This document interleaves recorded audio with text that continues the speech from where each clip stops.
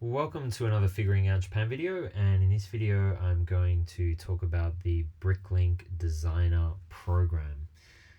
In this video I'm going to talk about what it is, why it was a mess, what are the counter arguments in defense of Lego, how Lego can change this going forward, and most importantly, why it damages Lego's reputation. So what is it? The Bricklink Designer Program is sets that are they're official Lego and they're manufactured by the Lego Group, but they are designed by fans, not by Lego employees. Now, to me, this was the idea of the Lego Ideas series. That's what that was supposed to be. But I guess this is something similar. It's a bit experimental for Lego since they've now bought and own Bricklink. And what I have here on this page is the 5 sets that were made available for sale on the 7th of February 2024, as you can see here. Now, this was before the set actually went on sale, so you can see the counter went to 0. And if we now have a look at the page as it's been updated, we can see that the sets have before I get to that, let's talk about why it was a mess. So these sets were meant to be available for sale for 21 days. You can see the timer here. So they've now been on sale for about 15 hours. But when the timer hit 0 and they were made available for sale, the whole site crashed. And when it did finally get going, this particular set, which was the one I wanted, sold out in, from what I could tell, about 2 hours.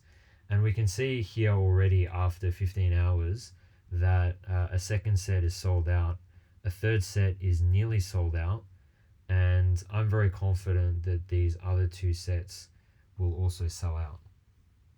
So for a set that already has a very, very limited release window of 21 days, to sell out in 2 hours is a very bad look for Lego. Now, these were produced, or these will be produced with 30,000 sets each. That probably sounds like a large number, but if you think about it, there's about 200 countries in the world. So on average, that's about 150 sets per country. Now, I know there are small countries that realistically you may not need 154, but I think a lot of countries, if you think about countries in Europe, if you think about America, etc., you're gonna need a lot more than 150 sets per country. So 30,000 really isn't a big number at all. And another way to put that into perspective is Lego sent one of these sets to a YouTuber who uploaded a video of this particular set, and that was uploaded 6 days ago, and it has, as of the time of this video, about 175,000 views. So one YouTuber who I believe doesn't have anywhere close to 1 million subscribers, and it was just 6 days before, and you have 175,000 people viewing it. And you've got to remember, not every Lego fan watches YouTube and sees it through that medium. So it's very possible that there'd be 500,000 people that are interested in this set. So 30,000 is a very limited release window. And again, it's a bad look for Lego. So, okay, what are the counter arguments that we can try and defend Lego with this? We could say, well, it's a new concept, it's innovative, Lego are trying something different, they're trying to figure it out, they're trying to predict market demand, and that's something that's difficult to do. But I would argue that the Castle series is one of the most popular series that Lego have made. It has always been one of the foundations of their lineup. The first castle was released in 1978. So it's been, I think the minifigure was released in 1977. So the castle series has really been there since the beginning of Lego as we know and recognize it today. And there have been wave after wave after wave of castle series released over the years because it sells. And Lego know this, right? So they should have anticipated that this was going to be a very popular product. And further proof of that is the Lion Knight's Castle, which is a set that Lego released. Similar piece count, they released it about a year ago, has been immensely popular. I'll talk a bit about that later. And also the prior Bricklink designer program sets have been massively successful and have sold out in a flash. And credit to Lego, they originally did 10,000, then the next ones they did 20,000, now they're doing 30,000, but still you can see that that's nowhere near adequate. And Lego is a large company. It has teams of people with market and data analytics. They know it sells. And just think of how Lego has changed even over the last 5, 10, 15, 20 years. How you have all these IPs now. Star Wars, Harry Potter, Lord of the Rings, Marvel, Disney.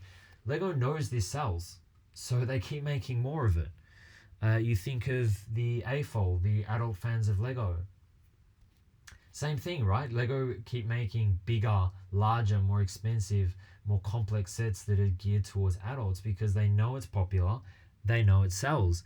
You think of nostalgic sets. They're doing, like I said, the Lion Knight's Castle. They've done Pirates of Barracuda Bay. They did the Eldorado Fortress re-release. They've done some re-releases of the Space series. They know, again, nostalgia sells. Minifigures. Now you have the minifigure sets because the collectors, Lego fans love minifigures. The friend sets because it's popular amongst girls, and guys can have friend sets as well. So Lego know very clearly what sells, and they know their customer. And with these releases, it's already been through a very competitive process where fans can see it and vote for it and provide feedback. So, I don't really, buy the argument that Lego just didn't anticipate this or didn't know. And even YouTubers, or the YouTuber who looked at this one particularly, even said, hey, you better get up, set your alarm, be ready. This is going to sell out in a flash. So if the fans know it, then surely Lego should know it too. The second counter argument you could say, or try and defend Lego with, is say, well, this is a risky venture. It might not do well. They might lose money. But as I just mentioned before, this has already been through a competitive process. These 5 sets are the best of the best. And the fans are telling Lego, this is what we want. And that's not something Lego normally has the luxury of. They sit in their, glass towers behind closed doors. They spend months, if not years, designing sets. And then it goes to market and they just hope that it'll be successful. That's why they spend so much time on understanding their customer base, because they need to know what's going to sell. But this actually has a lot less because it's already got feedback. And more importantly, there's no risk to them with these sets. Because, and Lego say themselves, this is crowdfunded. Lego haven't produced these sets. They haven't really done anything. They didn't design it. They haven't spent any resources on it. So it's almost like drop shipping, right? They haven't done anything with it. And they're saying, and they're not even committing to producing this set. They're saying, if we don't sell 3,000, a minimum of 3,000, we're not even going to produce it. So Lego don't have any risk with these series. The third defense you could have with Lego is say, well, they have limited resources. And in fairness, a 4,000 odd piece set does take, I think probably more difficult than people might realize in terms of, you know, manufacturing the right pieces and bagging them and boxing them and then logistically getting them out to people. It is a very big process, but that's Lego's job. That's what it does. That's what the company does. It produces Lego and it makes it available to consumers. And so this is meant to be released or sent out to consumers in July. But why? And that is a tight time frame. But why does it have to be July? Why not make it October or November or December? What's the big rush? I really don't understand that. And so unless there's a world shortage of plastic, or unless there's a world shortage of labor, or there's labor strikes or something else going on, which to my knowledge there isn't, then to me, blaming it on a lack of resources just simply comes down to mismanagement. Lego is a mass-produced toy. That's what it is. So they're obviously not managing their resources properly, or they're trying to do too much at once. It's not a finite resource. It's not like a sporting final such as the Super Bowl where you have one game and you have one stadium and you can only sell a certain number of tickets. That's not the case with Lego. They just need to manage their factories, their staff, etc. And the other really strange thing about blaming this on limited resources and limiting this to 30,000 is it gets rid of the whole economies of scale. If you think about a newspaper, then you'll spend a lot of work on making a daily newspaper, right? Somebody has to write all the articles. I know they have different journalists, but they write all the articles. They think about the page layout, all the pictures. There's a lot of work that goes into it. But once you've made the newspaper, whether one person reads it or 1,000 or 100,000 or 1,000,000 people read it, it still has cost the newspaper the same amount of resources to construct the newspaper. And there's only a tiny marginal cost to physically print the newspaper. But other than that, there's virtually no extra cost. And it's the same with Lego. There's a lot of cost that goes into designing the set, which in this case they didn't even need to do because it was fan design. And getting all the, the molds for the parts and getting all the right colors and the color palette and the boxes and all this kind of stuff. There's a lot of work getting that logistical and manufacturing process right. But once you've done it, the cost of producing the 50,000th set is quite minimal compared to making the first set. So to put it simply, if it costs you, for argument's sake, $100 to make one Lego set, it might only cost you $10 to make the second Lego set. It's basically the cost of the plastic. So it costs you $110 to make two, or it costs you $100 to make one. So if Lego can make 30,000, why not make 60,000 or 90,000? And the profit margin they'll make on those incremental production is going to be much greater. I just don't understand why they would limit it to 30,000. And regardless of, even if you don't agree with those arguments, right, or you invalidate those, the reality we can say in hindsight is Lego got this massively wrong, right? It's sold out in 2 hours. So that tells me they don't understand their customers, or they're just neglecting them. So, okay, let's try and provide some constructive criticism here and say, okay, well, how can Lego change this? Because, someone who's, in Japan, this is a problem that they often have actually in Japan, because Japan has a very large population. It has relatively limited resources. It doesn't have a lot of land. It doesn't have many natural resources. A lot of things are produced in limited quantities. So how do they manage that? Well, in this case, you can see that there's a limit of 2. Why would there be a limit of 2? Why wouldn't you make it a limit of 1? The only reason I could understand why somebody would want to buy 2 is if it's a present. But then if it's a present for your husband or your wife, well, you don't need 2 anyway. You've got 1 in that household. That's enough. And I don't think there's too many people out there buying, a $500, $600, $700, $800 present for somebody. And if you would, they're obviously a big Lego fan who probably would buy this set themselves. The second reason is maybe somebody doesn't know how to use a computer or a phone, but how many Lego fans don't know how to use a computer or a phone?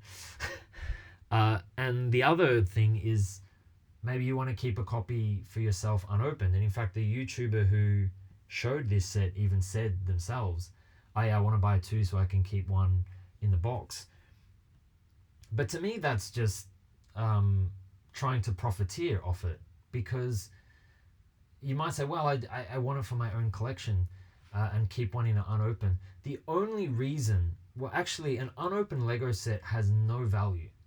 And what I mean by that is, let's just say, it's a bit silly, but hypothetically, there's a wizard or a witch, and they put a spell on the Lego box, and they said, you can never open this set.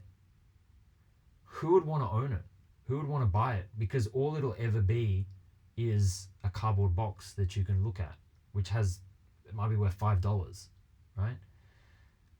So, okay, why are boxed sets worth so much? Why do people pay so much for them? Because they want to open them. If you think about a set that's 5, 10, 20 years old, you don't know where it's been, you don't know who's owned it, you don't know if it's got replacement parts, you don't know if it's been exposed to the sun and the pieces are faded, you don't know any of that. So, okay, if you buy an unopened set, assuming that there was no manufacturing defects, you know you're going to get a pristine set in pristine condition, no missing pieces, etc. So people are willing to pay for that premium. But again, that's on the proviso, the assumption that they're going to open it. But if you never open it, then it has no value. All it's ever going to be is a cardboard box. So these people who say, oh, I want to buy two sets because I want to keep one, I want to open one and I want to keep one in box, that just to me says, well, one day they want to sell it and make a profit. And that comes back to my point of, well, why wouldn't you just limit it to one? The second thing I would change is make people pay a deposit. So you can order this and you don't pay any money at all. And I think even if you made a deposit of even say $10, you would deter some people from purchasing this. Thirdly, I would potentially, if I was Lego, I would prevent people from selling the set. And I'm going to show some interesting examples. I hang around towards the end of the video. I will show people already selling this set on online marketplaces for greatly inflated prices. So if Lego at least, and I know it's a bit of a fine line because you're kind of taking away people's rights, but I think even if you said, hey, we're not going to allow you to sell this this set for 12 months, or we're not going to allow you to sell it if it's in unopened condition, then that would deter some of the scalping, or a lot of the scalping that we see. I know it's difficult to implement, but that's something they could do. I think having a lottery system would also be a lot fairer. So if you said, okay, we only got 30,000, let anybody who wants to buy it in the 21-day period put in an order, and then have a lottery. Just have like a random lottery, and if you're one of the 30,000 that gets picked, then great for you, right? And they do that in Japan. They do that all the time. They do it for concert tickets. They do it for the Tokyo Marathon. All of these, like for example, the Tokyo Marathon is 10 times oversubscribed. So you only have a 1 in 10 chance of being picked to be one of the people who is able to run it. And it's fair. It's like a coin toss. You can be disappointed if you're not one of the people who get selected, but you can't get upset about it because it's just luck. And so it's not favoring anybody. And I'll come back to this point a little later. Or the other thing I would do, and probably the most important thing I would do, is because Lego haven't produced any of these sets, I would have it available for 21 days and see how many people want to order it, and then manufacture it based off that number. So if, for argument's sake, 84,700 people order it, okay, make 85,000 or 80,000 or 90,000. That way you're going to get very close to the number of how many people actually want it. I'm very confident, okay, they had 30,000 people buy this, or 30,000 sales, I should say. I'm sure a lot of people bought too. I'm very confident that they could have sold, let's say, even very conservatively, 90,000. Because if it sold 30,000 in 2 hours, for the remaining 20 20 days and 22 hours, which is 490 hours if you're doing the math, I'm sure you would sell another 60,000. I'm absolutely 100% sure. So Lego have got it really wrong, the whole supply and demand dynamics, and we all know what that means to prices. Okay, so finally, and most importantly, let me actually just change the page just so you can get a better view of this particular set. So, okay, why should Lego care? Right? Why does this really damage their reputation? I think the most important thing is you're alienating your customer base, and you're turning them into essentially, the haves and the have-nots, and you just don't feel like a valued customer. Now, for me, I had to set my alarm. I had to get up at all hours of the morning to try and buy this set. And even then, unfortunately, because the site was crashing, I was not able to place an order.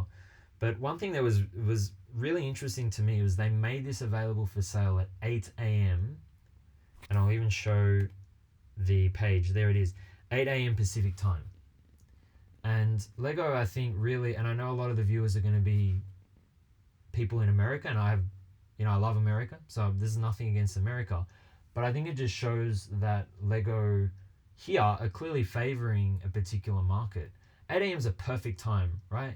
You wake up in the morning, you have your breakfast, you set your computer up, you're ready to order, right? According to my calculations, this was 4 p.m. London time. Terrible time, right? School pickup, you're leaving work, you're driving, just a really bad time. And in, Oceania and Asia, it's like some ridiculous time in the morning, 2, 3 a.m. in the morning. So why make this like perfect time for America? And what's even more confusing to me is why make it on a weekday?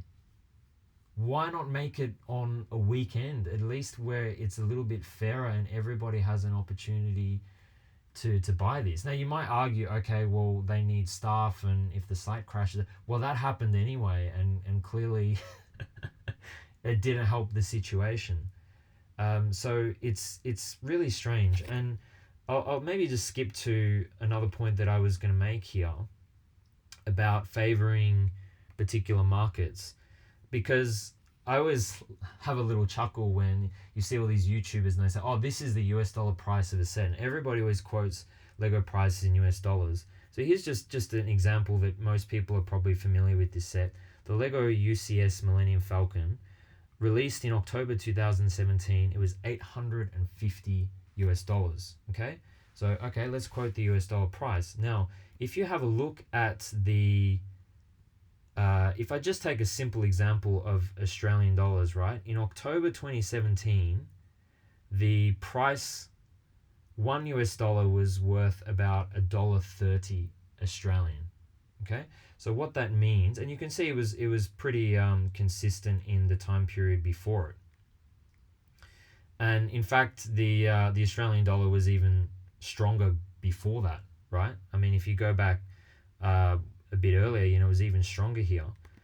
But let's just go with 1.3. So 850 US dollars was 1,105 Australian dollars at the time of the release in a straight FX conversion. Now, in all fairness, realistically, you might say, well, Australia's a smaller market and geographically it's further away, so the shipping costs are greater and all this kind of thing, right?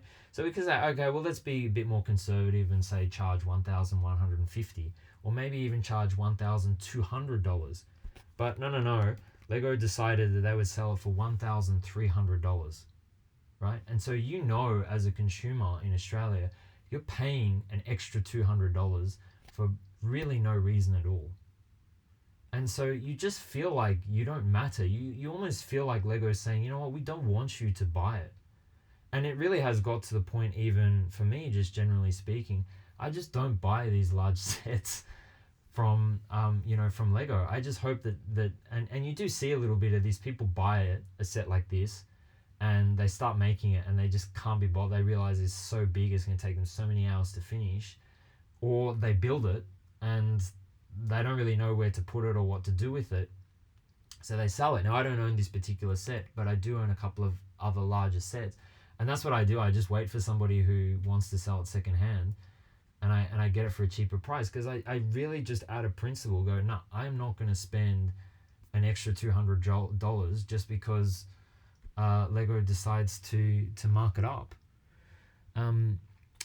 Secondly, why this damages Lego's reputation is it's encouraging profiteering, price gouging, and fakes.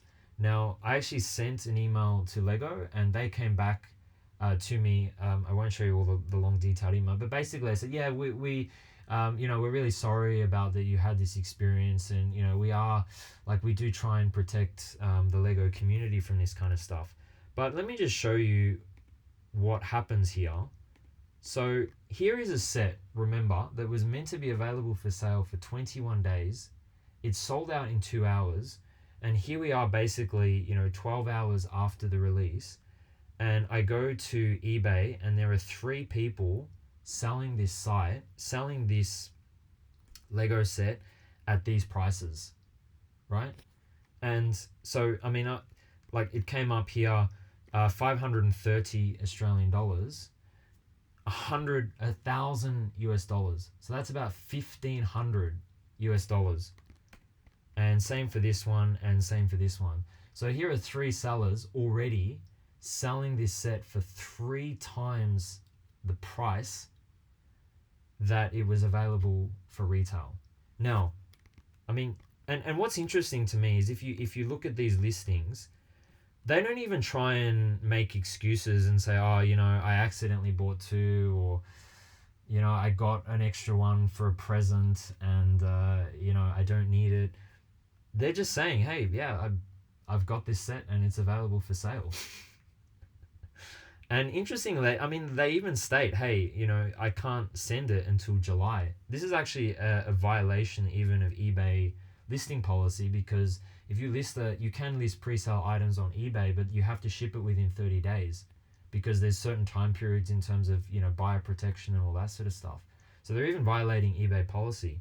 But I don't really, to me, the problem isn't these 3 sellers. The problem is the rules to the game that Lego is setting up, right? It's a bit like somebody shooting a 2-pointer in basketball or a 3-pointer in basketball. You can't get upset at the person who shoots a 3-pointer because, they tried to perfect their 3-point shot. And if they scored a 3-pointer, they should get a 3-pointer. Who knows who these people are?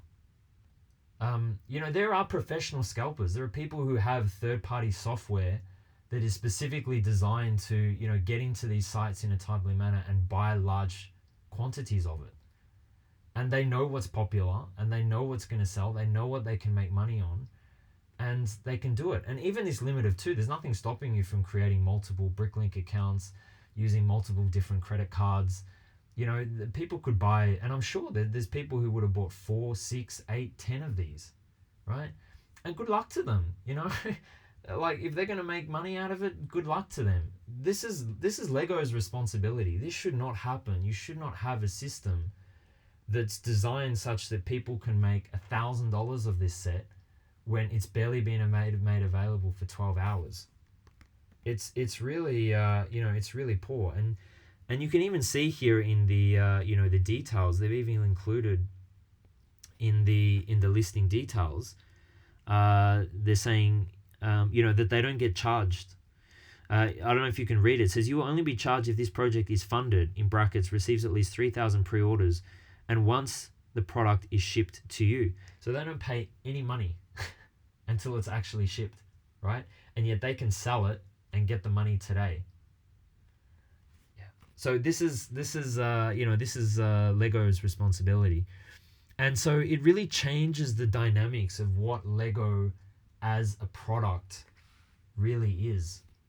And just as an example, and if you look at Rolex, there are a lot of Rolex watches that you have to wait 2, 3, even 5 years to get. And it's got to the point that for you now to buy a Rolex, you have to kind of be in the inner circle. And Rolex are very protective of, hey, if we sell you a watch, we don't want you to sell it on the secondhand market and profit off it. And if you do, then we're kind of going to exclude you from, the Rolex club. And so, that's the brand, that's the image. Rolex is like this exclusive thing only for really connected people with a lot of money. Is that what Lego wants to project itself as a brand? I mean, you got to remember, okay, the sets like this are a different part of the market, but primarily Lego is still a kid's toy. It's a mass-produced kid's toy, and this is the image that they're projecting. I think it's very dangerous. The next point is, I think it really makes Lego seem tacky as a company, saying, oh, well, we're only going to produce 30,000 of these. Whether you like it or not, every single collectible, whether it's a figurine, whether it's a card, whether even it's a video game, it has a finite life. It has a finite manufacturing process, right? And often it's very limited. If you look at figurines, often figurines are only available for a month. That's it. So the company makes a whole bunch of them. They put them in stores. That's it. And most I know now some figurine companies do. They say, oh, okay, we've only made 1,000 of these, and they even individually number them. It's a marketing gimmick. Everything has a limited quantity. So I really don't like Lego coming out and saying, oh, we're only going to make 30,000, because it only creates artificial demand and it inflates the prices, and it encourages scalping and price gouging, right? Ultimately, as I said, anybody who wants to buy a Lego set should be able to buy it. And a set like this, it's $530. It's not cheap.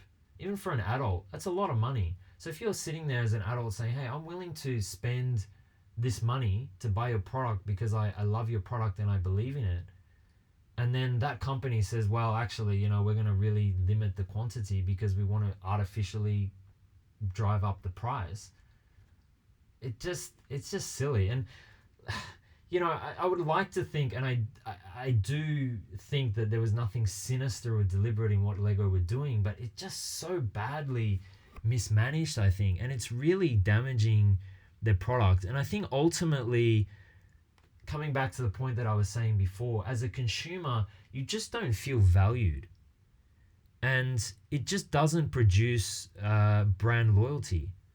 And I know you're going to say, well, Lego, it's unique and there's nothing else for it. Well, people, especially adults, or even kids, kids have a poor attention span.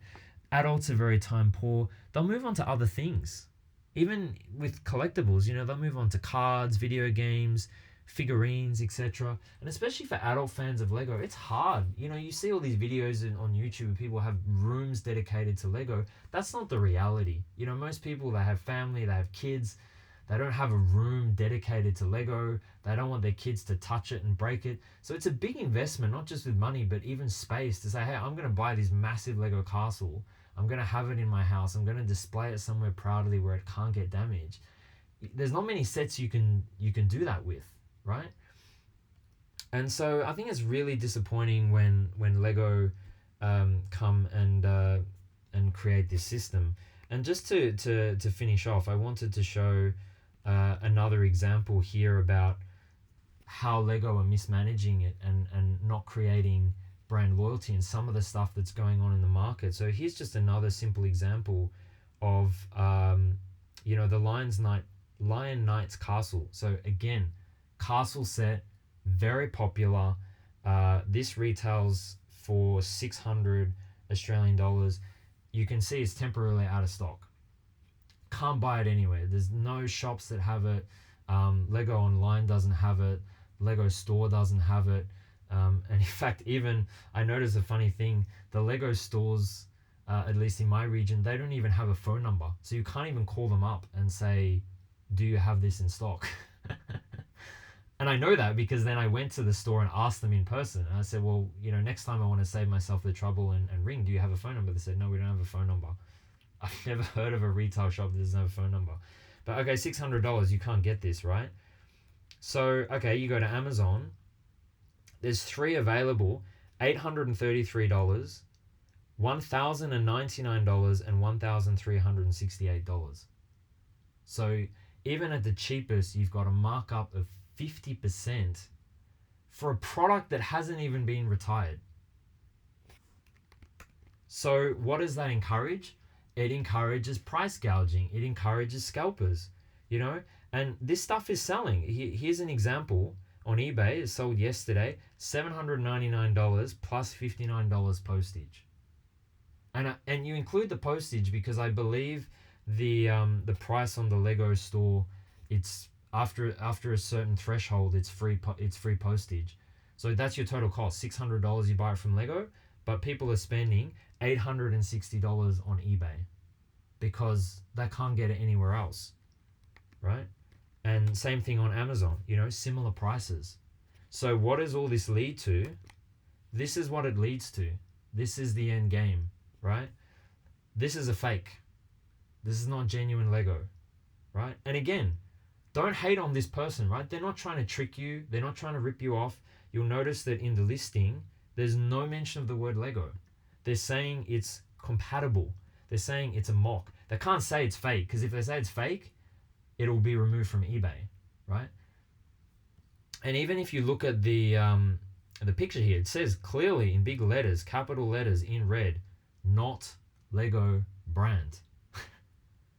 And, usually when you buy a fake, because fakes as collectibles or resale value, they're basically worthless, right? It's not going to go up in value. It's just going to depreciate. And so usually they're very cheap, and they're a fraction of they might be a third of the cost or a quarter of the cost of the real thing. This is $350, right? Plus postage. So it's over half the price. Well, that's about 60% of the price of the original. And I'm pretty confident, I'm actually very confident that people who are willing to spend $350 for a fake would be willing to spend $600 for the real thing. But they can't, because they can't get it anywhere and it's not available. And it's selling. You can see there were 7 available, half of them are sold. And again, if you just look at the the images here, they're even showing you the real thing. And there's nowhere on this box that has Lego printed on it. But you can see even the set number is wrong. The if you compare the boxes, the genuine one is a different shape. It's a lot thicker. So they're not trying to rip you off here and pass this off as the real thing. They're clearly saying, hey, this is fake, but you can get it at a cheaper price. And this is what Lego is actively encouraging, and this is how they are alienating their fans. And I just think, coming back to really what this whole thing was with the the Lego designer, the Bricklink designer program, I think Lego really need to pick up their game with this, because they're just they're just shooting themselves in the foot. And I think it gets to a point where if you're not going to do something properly, don't do it at all. It's a bit like if you're going to make a car and it's breaking down and it's having issues, then people are going to say, hey, that car brand is not good, go and buy another car brand. And if Lego is saying, hey, we're going to make these really exclusive and we're going to limit it to certain people and we're going to favor certain markets, you really are going to alienate your consumer base, and you're going to do a lot of brand damage. And Lego has actually been at times rated as the most valuable brand in the world. Not the most valuable company, but the most valuable brand, the Lego brand. And I think if they keep up stuff like this, they're going to do a lot of damage to themselves. But I would love to know what you guys think about this. I'm sure there are a lot of other people who are very passionate about this. I know there would be other people who have had similar disappointing experiences. I would love to know what you think. Leave a comment. Thank you for listening to this, and I will see you in the next video.